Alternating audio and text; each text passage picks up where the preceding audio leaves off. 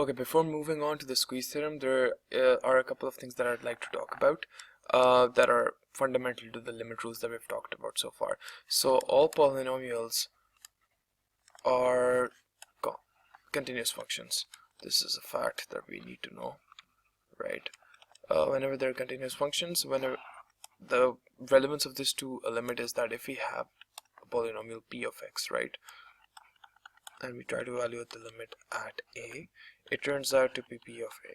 Right? So if a polynomial is basically an equation of the form x squared, x cubed plus x squared plus x plus 1, and etc. So basically a general form of a polynomial would turn out to be this. It's basically a constant, a0, right? That's the first term, which would represent 1 over here.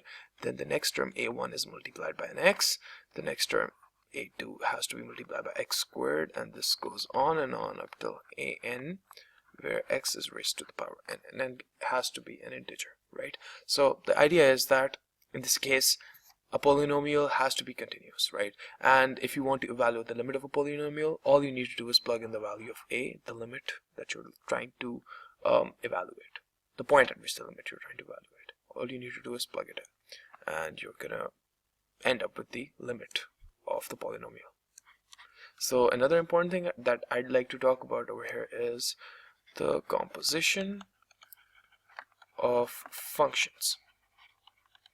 So you guys might remember in the first module we talked about some concepts that are optional, but I would strongly recommend going through the video in which I've talked about composition of functions. The idea of composition is that if I have a function that's being mapped from a to b, where a is the domain of this function and b is the range, and I have a function g that takes the range of f. So basically it takes in b, the thing that I get over here, right, and it maps it to c. So basically what's happening is that f is being evaluated, and when f is evaluated, the answer is taken by g, right? So that's the domain over here. So it's taking in the range of b, the range of f, right, and it's giving us its own range, which is basically c. So if I were to write it as something, I'd say that the domain of g is basically the argument that's passed to g has to be f of x. So this gives me a function that is a composition, that can be thought of as a composition. It's usually represented by that, g composed with f of x. That's how it's written. So if I were to talk about the limit of a function that's composed, I'm gonna have to be a little specific. So I know that limit as x approaches a for g of x has to equal m. So this, I'm just assuming that I have a function g of x that's not really related to the function g over here, but let's just assume that it's a real valued function, right? And I'm approaching a for this function, and when I do so I get m, right? And then I have another function which is basically f, and when y approaches a particular number, I'm not really going to talk about this number right now, let's call it b, then f of y turns out to be f of b. So basically what I'm plugging in over here turns out to be f of b, right? So it's pretty much the same thing that's happening over here, right? So but the idea is that I should change this to something that makes this a function that's a composition, right? So what do you think that would be?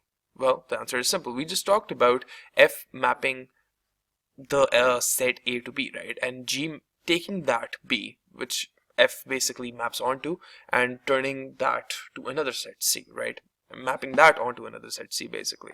So the limit that I get over here is m, right? So what's f gonna do? What's this limit gonna do? It's going to approach m, and the answer is going to be evaluated as that. So basically all we're going to do is we're going to plug m over there.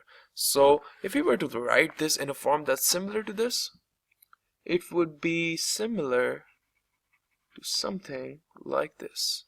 Now we know that x is approaching a, right, because that's the first thing that we're doing over here. Then f of g of x turns out to be f of m. So if you think about it, it really does make sense over here. All we're doing is that we're considering this argument, right? And inside f, we're plugging in g of x. G of x is the value of y, if you think about it, right?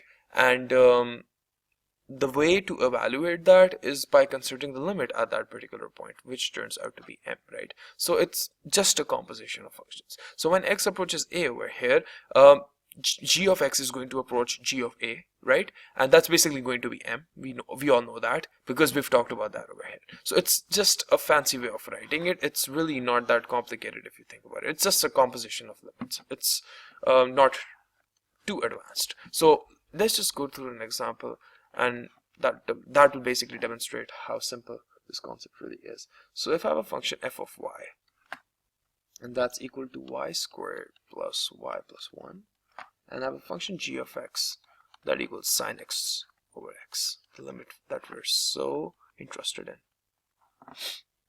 Okay, so the idea is that I want to evaluate the limit as x approaches 0 for f of g of x, right? So the way to do that would be to first consider the inner function. If x approaches 0, right, so what I'm trying to find first is this, x approaching 0, right? So g of x, I need to determine what this is, because whatever this turns out to be, I'm going to have to plug in inside f, right? So if you try to determine this, it turns out to be sine x over x. All I'm doing is replacing g of x with that, and we know that this limit is equal to 1. Sine 0 over 0 form is equal to 1, right? So we know that the inner part over here has to be equal to 1. Just do that over here. So the limit as x approaches 0 for f of something has to be equal to something, right? So we know that this something is now 1 because we just evaluated that to be 1 over here, right? So what's f of 1? We don't really care about what's happening on the outside now because we have the inner part at our disposal right now. So all we need to do is simply evaluate f of 1, which turns out to be 1 squared plus 1 plus 1. That's giving us a 3 in this case. So that wasn't really tough. Like, I just divided it into like a couple of steps to make it simpler, but what you're supposed to do is just do it in one step, because we know that g of x is present over here. We know that x is approaching 0, right?